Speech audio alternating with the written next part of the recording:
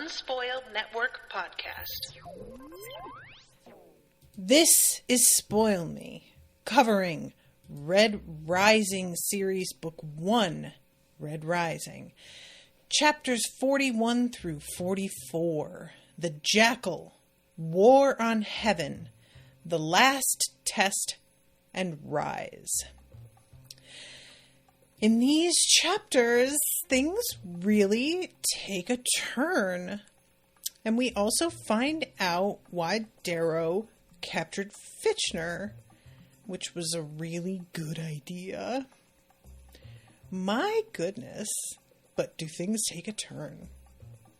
Welcome to Spoil Me.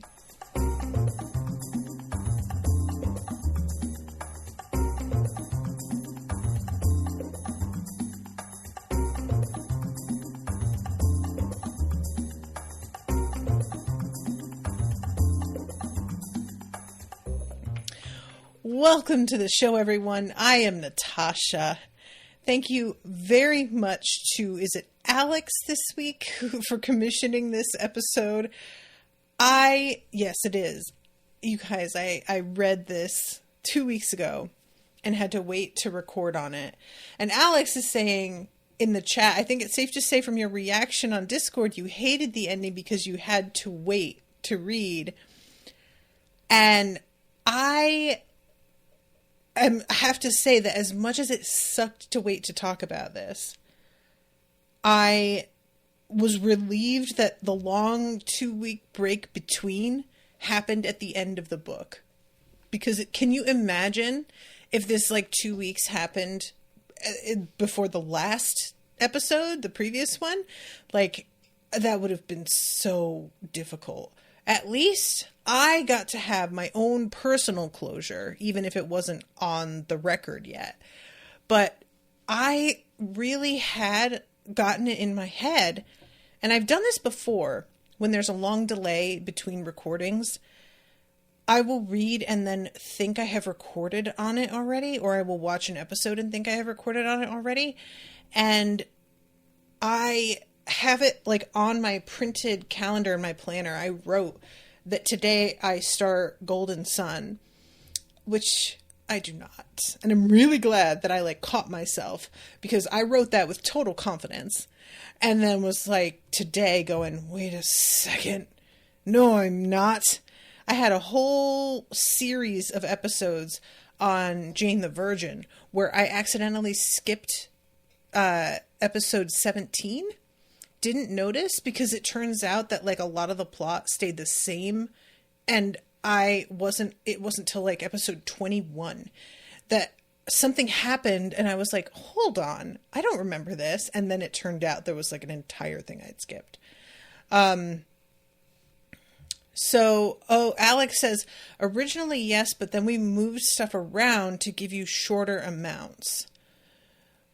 Oh, so this episode would have been the start of Golden Sun. Oh, okay. I get what you're saying. Yeah, God. I'm really glad, though, that you guys cut back, because it's still so much to talk about in these chapters. So 41, we pick up and we're still with the Jackal, which is really, the chapters, like I said, move so fast that when I restarted my read today and went back, I was like, wow, we're all the way back here and we get to where we're going in 4 chapters. And they're fairly long chapters, but not huge. But yeah, this whole thing with the Jackal, this guy is unstable. And the whole thing starts off with Darrow really thinking that by pinning the Jackal's hand to the table and putting out a knife and being cut yourself free, he thinks he's doing something. This is great, actually, because I completely respect that Darrow is a badass and that he has good judgment and that he knows how to play to the crowd, so to speak, especially later on, that's going to be watching the recordings of this stuff. So I admit all of that, and I totally buy it. But you can't have your main just being a badass without fail all the time, or else it doesn't work. And so far, that's been handled really, really well, because he has had his ass kicked and has nearly been killed. So it's not like that's been an issue at all. But here, I really enjoy that he thinks he has the measure of somebody else. And it turns out he doesn't. He doesn't get it. And he's fully thinking, understandably, that if everybody is cheating for this guy to win, then that must mean this guy ain't shit. That basically he wouldn't win if it weren't for the help he's getting. And once they realize that he's not that great and that I'm better, it will shame them. It never seemed to have occurred to him, what if the jackal deserves the help? And I don't mean the cheating exactly, but like, what if there is something about him that truly sets him apart, that they can see and they believe in? What if that, Darrow? It doesn't feel like that ever entered his mind, which I confess freely I would not have considered either. The moment that I find out somebody is getting inside help, my assumption is they're garbage and they wouldn't be here without cheating. The jackal definitely wouldn't quite be here without cheating. But we find out fairly quickly what this guy's about. And what he's about is whatever it takes. And that includes cutting off his own hand, manually doing it. And without really any hesitation at all. The only hesitation is checking with Darrow. So what you're saying is I cut my own hand off and I get to go. Is that what you're saying? Like, he's just double checking. I just want to make sure that I am fully understanding the terms you're setting forth. Because one, I'm going to do it, so I want to be sure.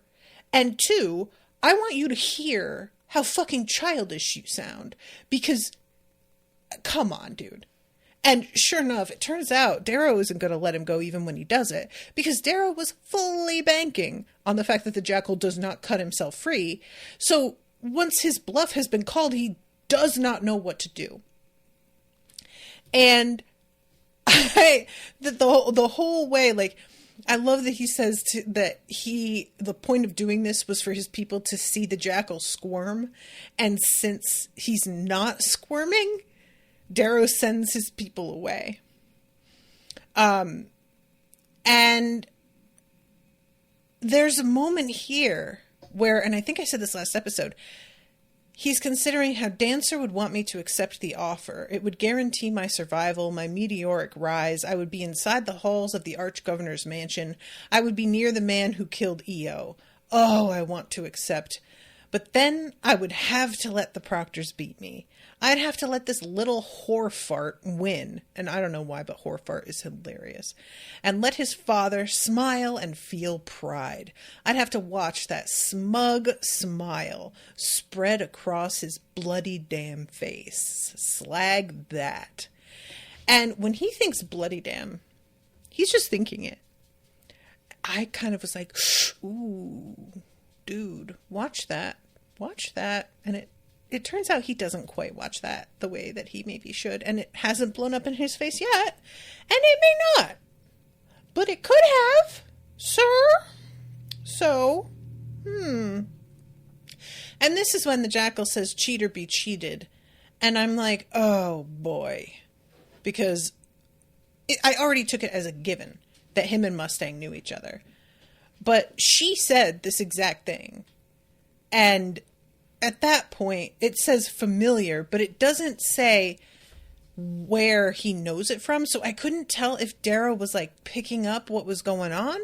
And it was weird to me that he spent so little time on this, because it seemed pretty clear to me she was hiding something and that she knew the jackal. And I wanted him to take a moment, but there really wasn't a good time. So I will say that in terms of the way that this is written, that while there's often a feeling of like, you know, in certain stories, if people just had a conversation, we would be completely sidestepping this entire plot line. But no, we can't have communication. But there really hasn't seemed to be a good moment to step aside and talk to her since capturing the thing and her starting to act weird. So I feel like that's actually quite well done, because he is very, very distracted at the moment.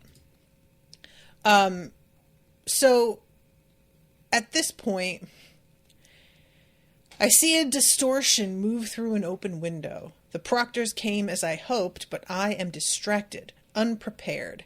And when I see a small sonic detonator clatter onto the table and the Jackal grab it with his one hand, I know I've made such a mistake. I gave the Proctors time to help him. Everything slows, yet I can only watch. With the same hand that holds the tiny detonator, the Jackal lashes upward with Pax's ion blade. He sticks the blade into my friend's throat. You guys, I was so bummed about Pax being killed. I had really grown to like him so much. And the fact that I was thinking of him as looking like, what's-his-face from Twilight, that guy is such a goober, you know? Like, there's something about him that's like a giant dog that's just wanting to have fun and destroy stuff because that's a great way to spend your time. It made it all the sadder, this whole thing. I was devastated. I didn't think Pax was going to die. Like, if you had told me Pax dies eventually, I would have guessed much further down the line in a bigger fight. But this death, it's a worthy death. He throws himself down to protect Darrow. This is him giving up his life for somebody that he believes in the most honorable way. Like, I fully believe that he would be satisfied with this, but he deserves so much better. He just did. So, the Jackal's trail of blood leads to one of the keep's short spires. From there, it disappears into the courtyard. Rain has washed it away.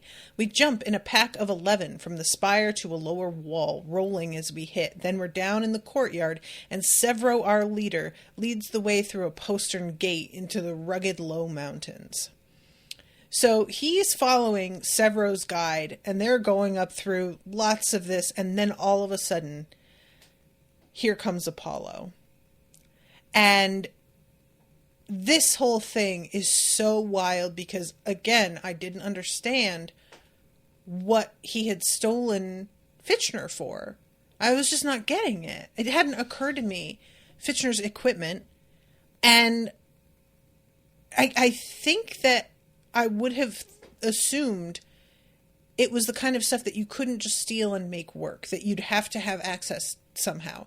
And that doesn't really, like, that's a lot, you know? But I think I would have probably guessed something like that. And I like that that's not a factor here. This is just really, really smart.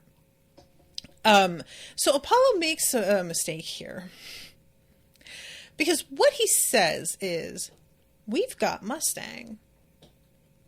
If you don't lose in the next encounter with the fucking Jackal, I will fuck her up.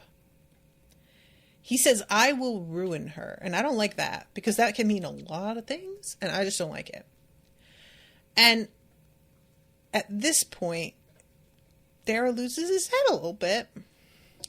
And he says, I'm going to rip out your bloody damn heart. And of course, me, at this point, I'm like, oh my God, you said it out loud. What are you doing? Because you know what I didn't expect is for Darrow to actually kill him.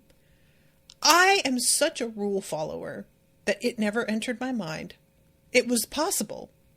Like, it's just not on the table. You don't, you know, kidnapping Fitchner, I was willing to accept mostly because Fitchner seemed like such an outcast to the Proctors anyway, that I was like, I don't know, I feel like they maybe have started to catch on that he's been feeding information. They don't like him anyway. He's, he just feels like somebody who has been ostracized a little bit. And him being kidnapped and them not really like seeming to care or do anything, I was really willing to accept that and not really ask too many questions. But Apollo just felt completely off limits. So he says, time to cut your strings. And he drops Darrow. So he thinks, but Darrow doesn't fucking drop. I go nowhere. Beneath fur and cloth, I'm wearing the grav boots I stole from Fitchner, and Apollo's shield is down, and he's pissed me off. He gawks at me, confused. I flex the knife ring's blade out and punch him in the face, jamming the blade through his visor into his eye socket 4 times, jerking upward so that he dies. I love the way that's written. Jerking upward so that he dies. There's something about the simplicity of that. You could have written it jerking the blade up to ensure his death. But it would distance it, Jerking upward so he dies. It feels so immediate, like I am doing this. And I just was so shocked. You guys, I was so shocked. I was like, oh.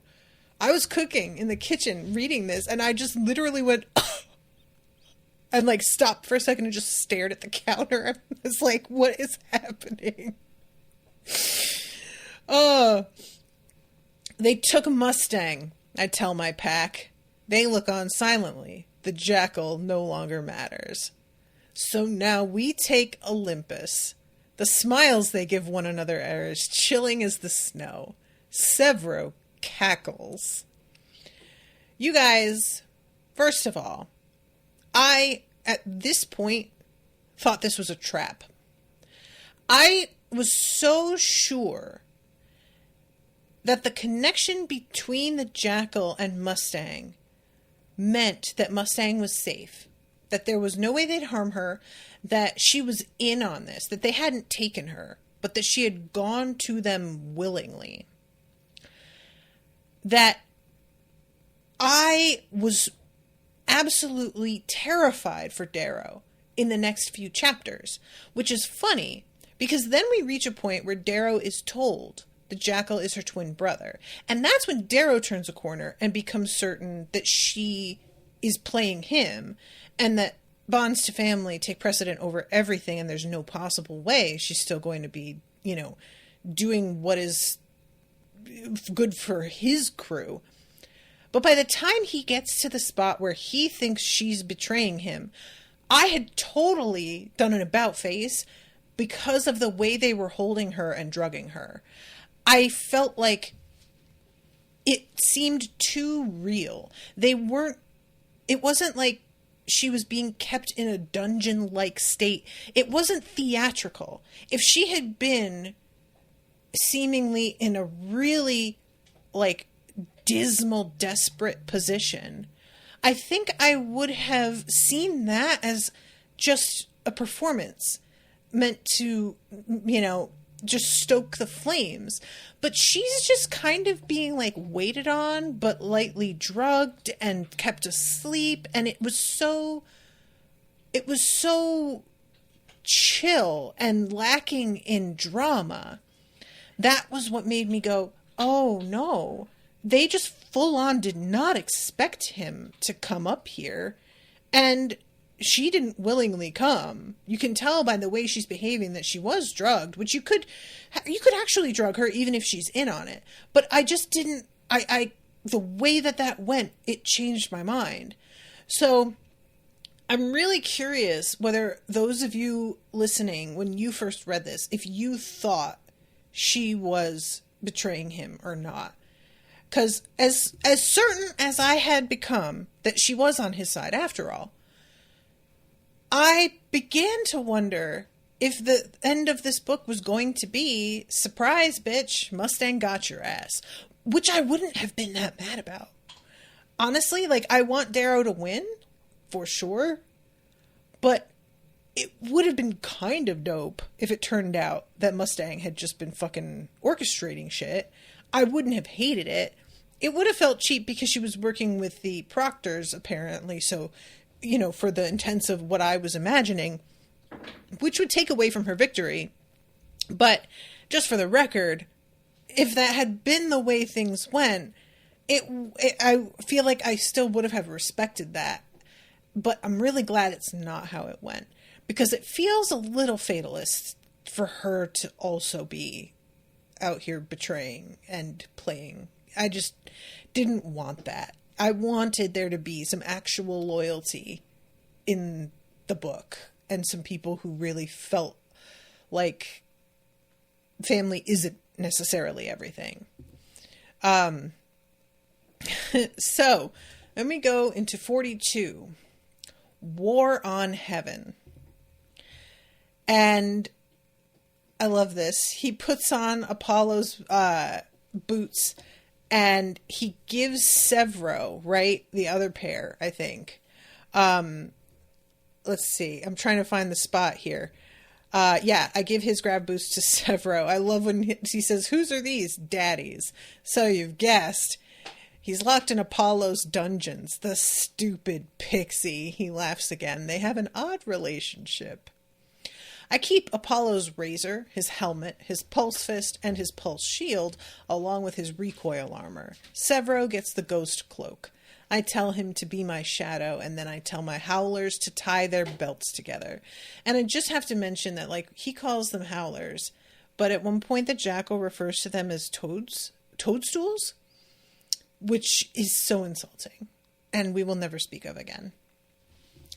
And he's able to carry everybody up to Olympus using these grav boots because they're strong enough to do that. They rise up, it's a mile above the land. And this is so wild. Again, you guys had not considered this an option. We crouch on the stone terrace. From here we can see the misty lands of Mars. They shouldn't have taken Mustang. And we get a sequence of them just fucking going through this building and mowing everybody down in a way that's like almost too brutal, even though I can't help but also cheer them on, because there's fucking just poor sap, you know, reds and pinks around getting leveled. They're not part of this, but they are a little part of this, so they just wind up being the collateral damage, and it's not fair, and it sucks. And I love that they come across Venus, and she's got like grapes and cheesecake and wine on a nightstand, and they finally realize that Apollo was her lover. And the way that she's yelling, she says, I'm scarred, you cannot. She says, this is illegal. She says she's a proctor. And it doesn't matter. They still wind up like tying her up. They leave the window open, even though it's freezing out there. And I really kind of felt for her, like this guy being her lover and these kids really invading the place when they have never done this in the history of, and having killed this guy before they invade, and you like kind of piece that together. They don't even really say it. That's rough. I hear Thistle bringing reinforcements. Tactus will be here to bring his own breed of wrath, and Milia will come. Nyla soon. My army rises for Mustang, for me, for the proctors who cheated us and poisoned our food and water and cut free our horses. We go room to room searching frigidariums, caldariums, steam rooms, ice rooms, baths, pleasure chambers filled with pinks, hollow immersion tanks. We take down Juno in the baths. Howlers splash in to wrestle her out. She has no weapons, but cloaked Severo has to stun her with a stolen scorcher after she breaks Clown's arm and starts drowning him with her legs. Apparently, she did not leave like she ought to have either.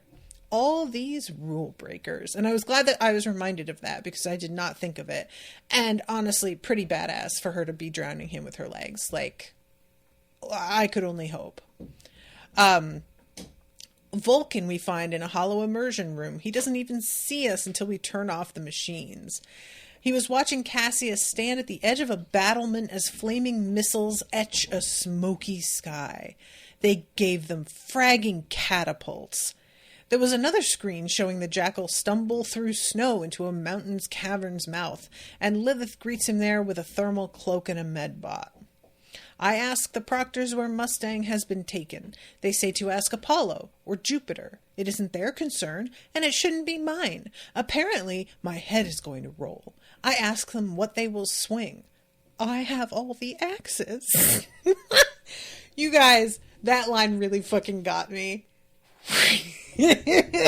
With what? Oh my god. Sorry, Alex is chatting and I didn't even see. Something to remember with Fitchner is a lot of the time he was talking or meeting with Darrow, he had a jam field up so nobody could see or hear what was going on. So the other proctors didn't really know what he was doing outside of just going down to meet with Mars possibly, but he was an outsider.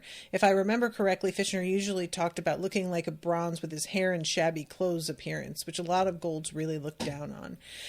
And I know that he had the jam field, but I just kind of assumed that once Darrow seemed to know so much about the details of how the cheating was working, and my assumption was that when he's using a jam field, they can tell that's what's happening. And I may be wrong about that, but just if he keeps going down to talk to this kid, and you are unable to watch the conversation, and then Darrow just turns up with information, that seemed to me to kind of be a giveaway. But maybe not. Maybe they're just so not thinking that way that it hasn't even entered their pretty little heads, as the invasion of Olympus clearly has not entered their pretty little heads. I love this. I meet Mercury in a hall. He is laughing hysterically and calling out bawdy drinking songs from the HC as he faces down a half dozen of my soldiers. He wears a bathrobe, but is dancing like a maniac around the sword thrusts of 3 dead horses. I've not seen such grace beyond the mines. He moves as I mind, fury balanced with physics, a kick, a crushing elbow, an application of force to dislocate kneecaps. He slaps one of my soldiers in the face with his hand, kicks another in the groin, and does a flip over one, grabs her hair when upside down, lands and slams her into the wall like a rag doll, then knees a boy in the face, cuts off a girl's thumb so she can't hold her sword, and tries backhanding me before dancing away. I'm faster than him, and stronger, despite his incredible gift with the razor. So as his hand goes at my face, I punch his forearm as hard as I can, cracking the bone. He yelps and tries to dance back, but I hold onto his hand and beat his arm with my fist till it breaks. Then I let him spin away, wounded. I just need you guys to, imagine. You're trying to get away, and somebody's got your fist, and they're holding your arm, and they just punch your arm till the bone breaks. That is the most animal shit. That's not even fighting anymore. That's just destroying the functions of a body in this, very distant sort of way. I can't even explain what I mean by this. That's not a move. You know what I mean? There's no elegance to it. It's not even a sword stroke. It's just brutal, raw fury and animal strength. And that is bonkers. That's how he breaks his arm. If somebody broke their arm and you asked how it got broken and they said somebody punched it, I mean, you would have a lot of questions. You would just have a lot of questions. I mean, that is just, there's something extremely undignified about that. Oh my God. Mercury is a cherub of a man, small, squat, with a face like a baby. His cheeks flush rosy. He's been drinking. And he flourishes his razor. It turns out the arm broken isn't the one that holds the blade, which is a shame. I told them not to push you, but did they listen? No, no, no, no, no. Silly Apollo, pride can blind. So can swords. Through the eye? Dead then? My. They are hungry. This duel may be fun. I bow. Mercury curtsies. I like this Proctor, but I also don't want him to kill me. So I sheathe my sword and shoot him in the chest to stun and tie him up. He's still laughing. You guys, I was in a group once where people had to choose gods to represent different members of the group, and they picked Mercury for me. And honestly, I see it a little bit. I'm not a graceful dancing fighter, but I am perceptive, and I see most things as kind of a cosmic joke. And honestly, I really enjoy the fact that this is the only other house that was really serious about Darrow, because Darrow's so smart and resourceful. So it makes sense why he winds up in Mars, because the rage really is the thing with him. But I could see why he was a tasty little morsel. I really get it. Farther down the hall behind him, I see Jupiter, a god of a man, in full armor, storming forth with a crooked pulse shaft and a razor. And Minerva's with him, and they go through them, and nothing they do touches these people with their armor. And Jupiter's fucking laughing. Only my weapons can hurt him. They aren't enough. His razor goes through my pulse shield and slips my recoil armor on the thigh. I hiss with pain and shoot the pulse fist at him. They go back and forth. There's a long fight, and he's doing the whole, like, you're gonna die for this, boy. You're just a little nothing who got above his station and forgot your place. And he says, like, what do you think is going to happen after this? You know? And he says, the governor's crows are going to come with swords and guns, real soldiers, and they'll hurt you and kill you. You're just playing, but they're going to think that you've gone fucking nuts. They're basically going to, like, put you down. He also says the ones who have scars you can't dream of, and I haven't asked a lot of questions about what it means to be scarred, because I don't want to know. I'm just going to say it. It has to be bad. That's it. It must be terrible. Something very bad. So that's all I need. I'm good. No thank you. And Darrow is like, I mean, if I win before they get here and there's a delay, we can edit shit and make sure that exactly what we want gets out. And Jupiter doesn't respond because he seems to see that Darrow has a point here. The drafters will see this conversation. They'll see the governor is paying you to cheat.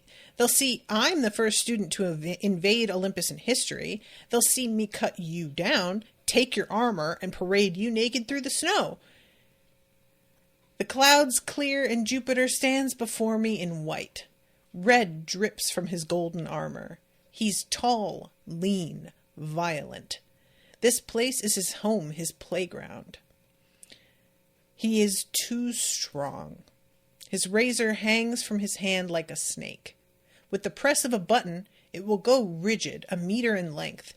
His armor shines. Morning breaks as we face one another. A smile splits his lips. You would have been something in my house, but you are a stupid little boy, angry and of House Mars. You can't challenge me. No, I can't, so I'll cheat. Go ahead, Severo. The razor slithers up from the ground, stiffens, and goes through Jupiter's hamstrings as he wheels about. His slash goes 2 feet too high. He's used to fighting men. Invisible, Severo wounds Jupiter's arms and takes the man's weapons. The recoil armor flows into the wounds to stop their bleeding, but the tendons will need real work. Life comes at you fast there, Jupiter. That's amazing. Severo is the real MVP. My God. What a find. I'm really starting to be like Severo's Red. I don't know. Maybe not. But him and Fitchner, something about them. They're not part of this in the normal way. I don't see it. Something about him. I wonder how that could even work. Because, I keep thinking about impersonating a Gold as a simple matter of a costume and an attitude. But we know he has been fundamentally changed at a cellular level. So my questions about whether or not somebody like Fitchner, if he had a son, if they would really be able to pass as Gold at all, of course they would, because he is Gold now. If you go through this process, that's who you actually are. There's no taking off the Gold disguise and becoming Red again. That's not there anymore. So, yeah, but it would also make sense why Severo's kind of small and weak and seems like it's not really gonna work out for him, and then he unexpectedly claws his way through the passage anyway. We take Jupiter's weapons. His armor wouldn't have fit anyone except Pax. Poor Pax. Oh, you guys, I was so sad again. Inside, the tide of battle has shifted. My scouts, it seems, have found what I told them to seek. We found their armory. Now we have all the axes. So then we go to 43. And he finds Mustang. She's been drugged. Sedatives. And he kisses her finally and basically is like, it's time to just fess up to the fact that I really do have feelings for her. I cannot give her the Hemanthus. That is my heart, and it is of Mars, one of the only things born from the red soil, and it is still Eo's. But this girl, when they took her, I would have done anything to see her smirking again. Perhaps one day I'll have two hearts to give. And I really like that line a lot. And I like the fact that as he's kissing her, he's like feeling some things and has to pull himself away because he's like, I'm too caught up right now. I can't. I'm not going to like start off things with her in that way. So he says, fetch me the Jackal's standard. And she says, yes, Lord Reaper, and takes off. But then he finds out about her relationship to the Jackal. And it's just like, here it is. Okay, so she's fucking playing me. Great. She's not. But it sure seems like it. You guys, I really didn't think so, but I wasn't 100%, and it was pretty tense there for a little bit. So the next section of this chapter is him beginning to like fly back down because he's certain that she is going to just completely obliterate the people that are left down there. And, oh my God, I was actually kind of excited that Roke was still alive. He didn't mean a lot to me, but it was just a sort of like nice surprise, I guess, and there's a sense of him really still caring about Darrow. He's super, super thin. A silent sob echoes in my chest. He is quiet as he hugs me. My brother, he sobs, my brother. I thought you were dead. I clasp him to me. His hair is so thin, I feel his bones through his clothing. He's like a wet rag around my armor. I knew you would come back, he says. I knew it in my heart. This place was hollow without you. How you now fill it. House Mars is a wildfire, and it does starve. Roke has scars on his face. He shakes his head, and I know he has stories to tell, where he was, how he came back, but later. He limps away. Quinn, one-eared and tired, goes with him. She mouths a thank you, and puts her hand along the small of the thin poet's back in a manner that lets me know she's left Cassius. And the whole thing with Cassius here, you guys, wasn't ready at all for that. I really thought this was going a different way. The whole thing, meeting with all of them, Pollux tells him the bastards put me in with a little girl. I tried to kill her softly, but she wouldn't die. The song was in my head the whole time, right, guys? We've got it raw, but at least we're not Reds. You register? Oh, boy. So, I spit on the stones. My mouth is dry. Time to drop my balls, as Uncle Neril used to say. Time to see Cassius. And he goes in, and he is genuinely open to just reconciling. And Cassius will not hear of it. This is a blood feud, he hisses in high lingo. I don't know what that means. I don't remember if this has been mentioned before. Blood feud is ordinary words that mean a very specific thing that is also pretty you know what I mean? Like, I don't really get what the significance is here. If ever again we meet, you are mine or I am yours. If ever again we draw breath in the same room, one breath shall cease. Hear me now, you wretched worm. We are devils to one another till one rots in hell. I nod and he leaves. I stand trembling for a moment after he's gone. My heart thuds in my chest. So much pain. I had thought it would be over, but not all scars heal. Not all sins are forgiven. Frankly, guys, Cassius is fucking stupid. The fact that this dude did what he did, and Cassius is spitting in his face, you are not smart, my friend. That's all there is to it. You are not reading the writing on the wall. And I know you think that this is about honor, but the passage is what the fucking passage is. That's not his fault. And when he asked, what would you have had me do, just lay down and die? You didn't have a fucking answer, did you? No, because that's the point of it. It's impossible. You're made to do a terrible thing. As were you, by the way. And apparently seemed fucking almost like gleeful about it after. So you know what, Cassius? Go fuck yourself. You're a fucking poser. Nobody likes you. Everybody here seems to really think very little of you. So just live with that. You sad little sack.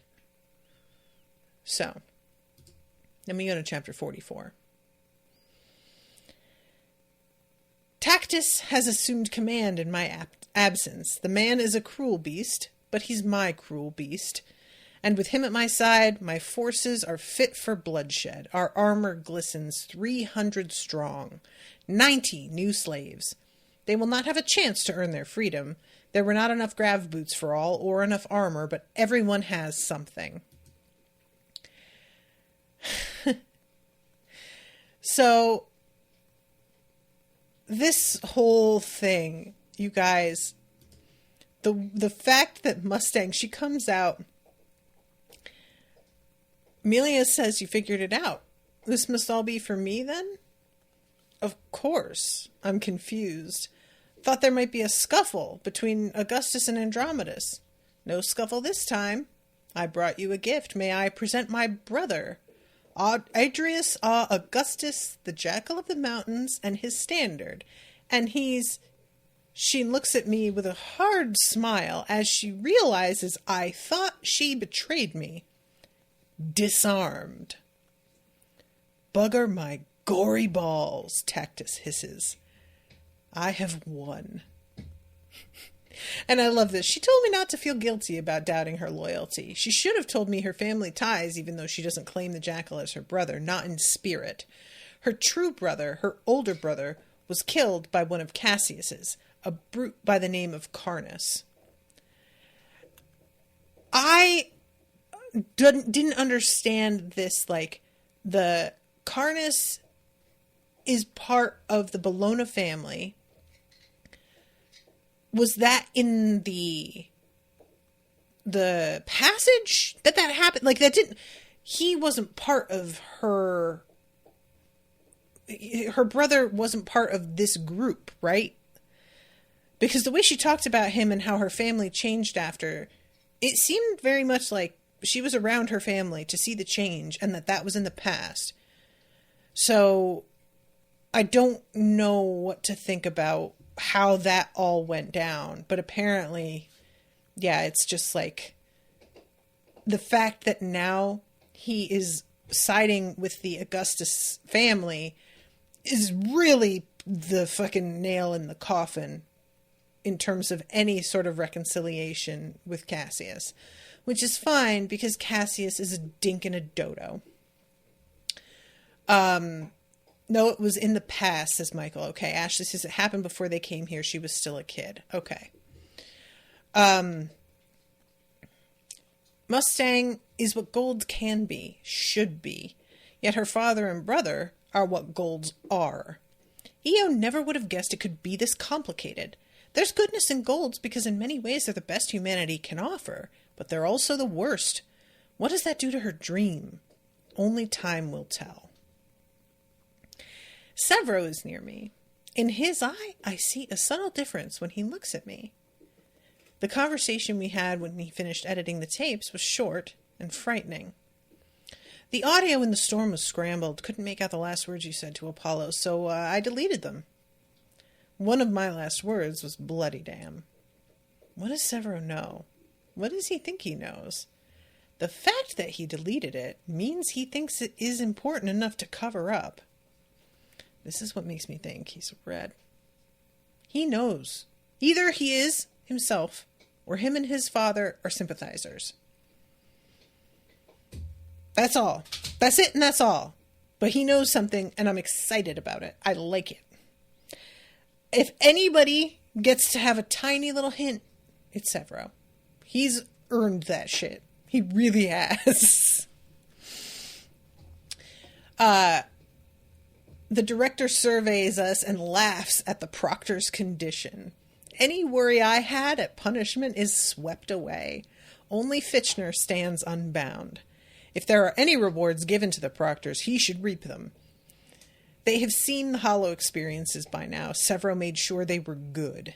He knew well the story I wanted told. I made only a few adjustments. And basically, everybody is like, well, you're going to have your pick of offers. This was insane. What the fuck, kid? I am not even mad. I'm just impressed. Bologna and Augustus, blood enemies, both watch me as you would a snake. I killed one of their sons and embarrassed the others. I do believe this may become awkward. That is really wild.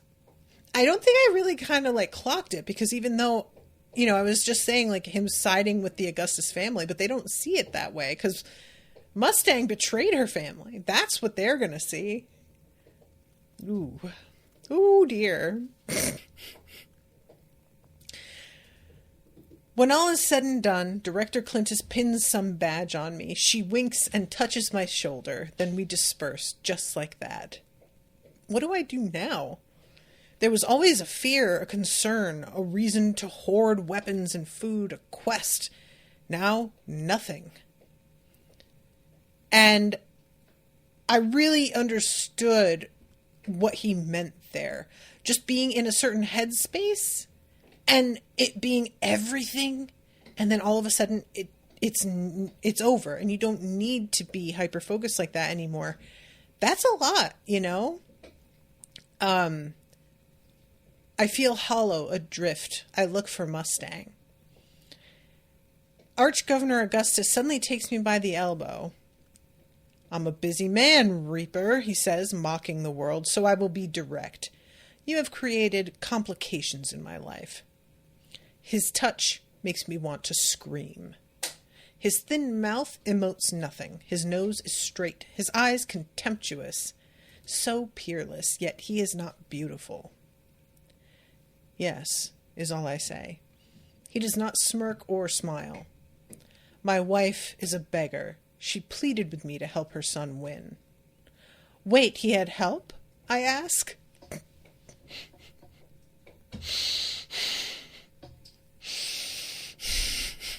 That fucking killed me. I'm assuming you are not sharing my involvement with the others. I want to break him. What would Dancer have me say? You're fine. I manage. I can't help you on the domestic front, but I won't tell a soul that the jackal had help from Daddy. His chin rises. Do not call him that name. The men of House Augustus are lions, not flea-bitten carrion eaters. All the same, you should have put your money on Mustang, I say, intentionally not using her name. Don't tell me about my family, Darrow. Now, the question is how much you want for your silence. I accept no gifts, owe no man, so you will be taken care of on one condition. I stay away from your daughter? No. He laughs sharply, surprising me. The foolish families worry over blood. I care nothing for purity of family or ancestry. That's a vain thing. I care only for strength, what a man can do to other men, women, and that is something you have. And I was like, interesting. I mean, it's an ethos. I suppose. Imperator Tiberius of Bologna has more than 50 nieces and nephews and 9 grandchildren. His seed is strong. Mine is less so. I had a son worth all of Tiberius's put together, but Carnus killed him. Now I have 2 nieces, a nephew, a son, a daughter, and that's it. So I collect apprentices. My condition is this. I'll give you what you want for your silence. I'll buy you pinks, obsidians, grays, greens. I'll sponsor applications to the academy. I'll provide you with funds and patronage requirements, introduce you to the sovereign, do all these things for your silence. If you become one of my lancers, an aide-de-camp, a member of my household, he asks me to betray my name, to set aside my family for his. Mine is a false family, Andromedus, a family made for deception. Yet some part of me aches. I saw it coming, but I don't know what to say. And this was really tough because you know he's going to go for it. Darrow's not a fool. He's got to. But, you know, like, that's rough. That's real rough, buddy. And this is interesting. He says, one of your son's soldiers might say something about your involvement. I'm more concerned about your lieutenants. I laugh. Few of my army know the truth, and those that do will not say a word. So much trust. I am their archprimus. I say it simply. Are you serious? He asks in confusion, as though I misunderstand something as basic as gravity. Boy, allegiances crumble as soon as we board that shuttle. Some of your friends will be spirited away to the Moon Lords, others will go to the governors or gas giants, even a few to Luna. They'll remember you as a legend of their youth, but that is it, and that legend will brook no loyalty. I've stood where you stand. I won my year, but loyalty isn't found in these halls. It's the way things are. The way things were. I say harshly, surprising him, but I believe what I say. I am something different. I freed the enslaved and let the broken mend themselves. I gave them something you older generations can't understand. He chuckles, irritating me. That's the problem with youth, Darrow. You forget that every generation has thought the same. And this was a really interesting thing because I think Darrow is right that he did something very different. And it's just a total other level. Like, just winning isn't what he did. But the way that he says every generation's thought the same thing rang true also. You know, like, yeah. And I hope Darrow's right. I hope that he is able to surprise this man. I don't think this guy can comprehend what Darrow was able to do for these kids who had been so badly treated and given so few options. I don't think he fully understands how they see him. It's not as the winner. It's not even as a legend. It is, but it was a material, practical thing that he did that means something in like the way that he approaches the world. And I think they will fucking remember. So anyway, both his golden children watch us. And he says, funny how a single word can change everything in your life. Words are a weapon stronger than he knows, and songs are even greater. The words wake the mind, the melody wakes the heart. What's your answer, yes or no? I will not ask again. Will you rise with me? I look at the arch-governor's jugular.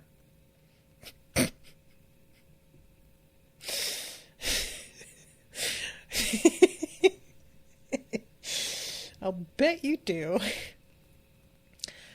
I think, my lord, that it would present some interesting opportunities. I look up into his eyes, hoping he mistakes the fury there for excitement. You know the words, he asks me. I nod.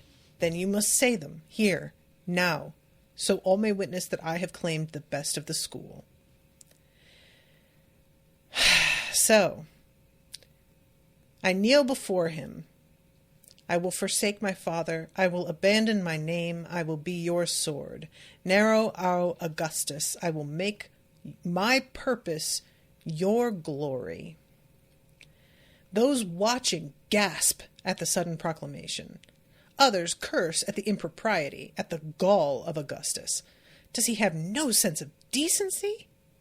My master kisses the top of my head and whispers their words, and I do my best to cage the fury that has made me a thing sharper than red, harder than gold. Rise for glory, for power, for conquest and dominion over lesser men.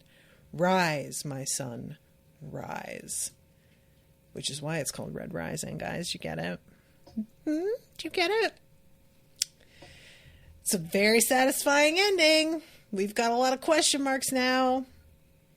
I really don't know what to expect going forward. I don't know what this means, like what kind of work he would be doing. A lancer, you know, what do those duties entail?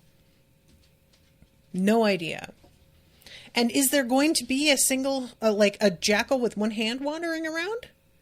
This fucking psycho? That feels bad. He's a bad man. I don't like him. I don't like him being alive. I don't like him having a grudge, which I have to assume he will. It just feels bad. And then Cassius. I feel like Cassius and the Jackal have to team up. Like, right? Come on. It's right there. They both have such a grudge. Very valid grudges, in ways. Not really, not to me, but like, I could see how they would think they do. So, that's a recipe for something really, really nasty. Something like a recipe of like a Jell-O with chunks of hot dog in it. Something bad and gross. I don't like it. So, yeah, that was a really good ending though, guys. Very satisfying, very compelling. It felt like a good conclusion, but it opens all these doors. Just what you want in a first book. So this was a lot of fun. I really, really appreciate you guys commissioning this, and I appreciate you like coming and chatting with me. And I hope everybody listening is enjoying the coverage. Let me know. Until next time, toodaloo, motherfuckers.